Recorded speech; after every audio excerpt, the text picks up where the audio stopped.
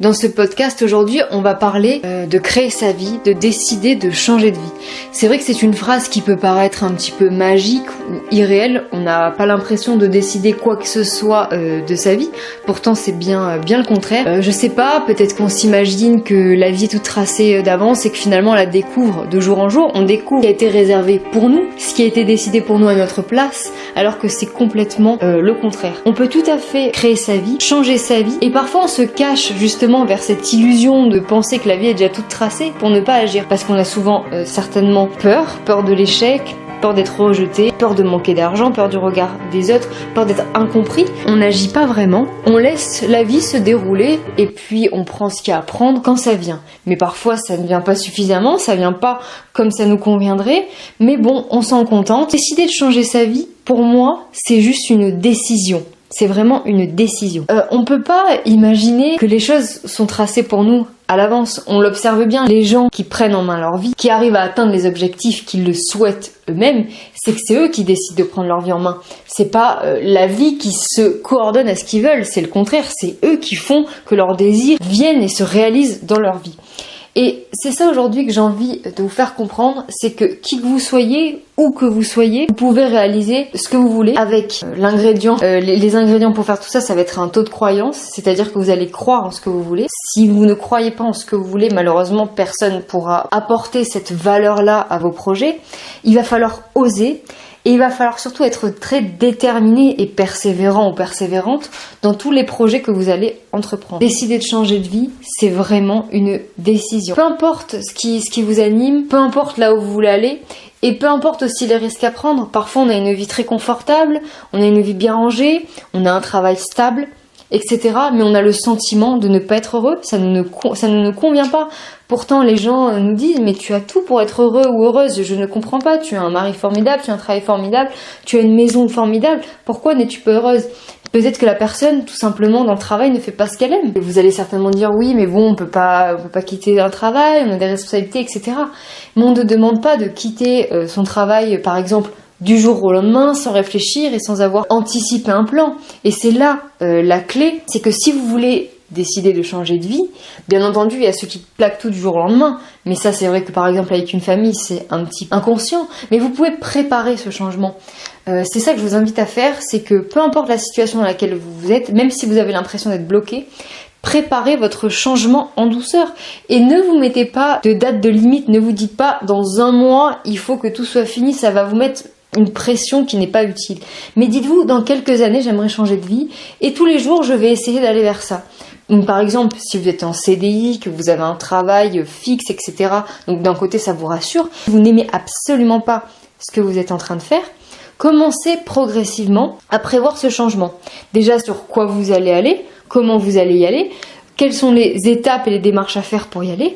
Faites ça, renseignez-vous d'abord avant d'agir, renseignez-vous. Ça va vous mettre un premier pied à l'étrier et ça va vous enlever vraiment cette pression. Donc c'est le conseil que j'ai à vous donner. Si vous voulez changer de vie, faites un plan réalisable, un plan pas trop effrayant, un plan où vous n'allez pas vous retrouver à la rue demain, mais faites un plan. On décortique la peur, on se dit mais j'ai peur de quoi là ? J'ai peur de ça, mais finalement si je fais ça, oh ben ça va aller, si je fais ça, ça va aller. C'est vraiment le fait d'être un acrobate avec ses idées. Et la peur, c'est quoi ? C'est juste un sentiment, c'est juste une sensation. Ce n'est même pas de la matière physique. Ce n'est même pas plus gros qu'un caillou finalement, la peur. Ça n'existe pas, c'est juste une pensée. Donc si vous commencez un petit peu à décortiquer cette pensée et que vous vous apercevez que c'est pas vraiment grand chose, et que surtout, comme je vous le dis, préparez votre changement de vie. Peu importe ce que vous voulez faire, si vous voulez partir faire le tour du monde, si vous voulez devenir pilote d'avion, si vous voulez aller vivre à la montagne et récolter des légumes, si vous voulez ouvrir un restaurant, si vous voulez devenir un entrepreneur à succès, peu importe ce que vous voulez faire, faites-le de façon progressive pour ne pas vous effrayer. Et pour ne surtout pas vous handicaper au quotidien, pour ne pas déstabiliser tout votre équilibre, mais faites-le. La vie, elle ne vaut vraiment pas le coup d'être vécue si c'est pour la subir et faire continuellement des tâches qui ne nous intéressent pas. Nous ne sommes pas venus sur Terre pour faire ça. La vie est un grand jeu. Et je peux vous dire, pour être quelqu'un qui a pris ma vie en main il y a maintenant plusieurs années, ça vaut vraiment le coup. J'étais également dans un rythme de vie tout à fait enviable et tout à fait structuré. J'avais vraiment un rythme de vie classique, réconfortant, stable, voilà, tout ce qu'on peut attendre entre guillemets d'une vie à mon âge, etc. Mais moi, ça ne me convenait pas. Ça ne me convenait pas. Et même si tout le monde me dit non mais il faut te forcer, mais attends, mais c'est toi qui dois te remettre en question, pourquoi ça ne convient pas, pourquoi c'est pas heureux? Non, c'est pas moi qui dois me remettre en question, c'est ma vie qui va vraiment s'adapter à ce que je veux et je vais vraiment faire en fonction de changer tout ce qui me dérange et de le remplacer sans aucune concession. Et j'ai décidé, parce qu'un jour en me levant le matin finalement, que peu importe le temps que ça prendrait, mais je ne ferai plus aucune concession, que ce soit pour le travail, pour les relations, pour l'entourage, etc. Je ne ferai plus de concessions d'autre chose que ce que j'ai vraiment envie de vivre et surtout de ressentir.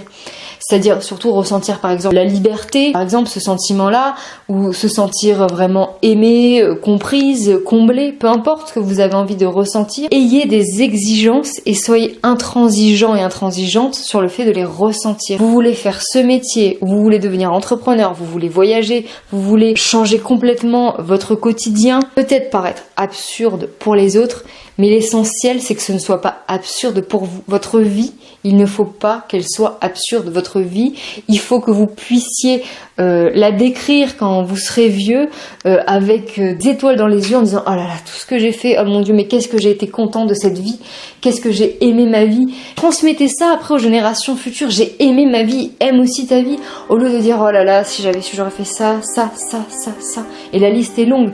On peut pas partir comme ça. On peut pas partir avec cette mentalité-là. Donc, je vous le rappelle, changer de vie vient d'une décision. Je vous ai résumé ça dans ce podcast. Pour ceux et celles qui veulent aller plus loin, je vous mets un lien dans la description. Pour ceux et celles qui ont besoin d'être accompagnés. Et si vous avez des questions également, je me ferai un plaisir de vous répondre. Je vous dis à bientôt pour un prochain podcast.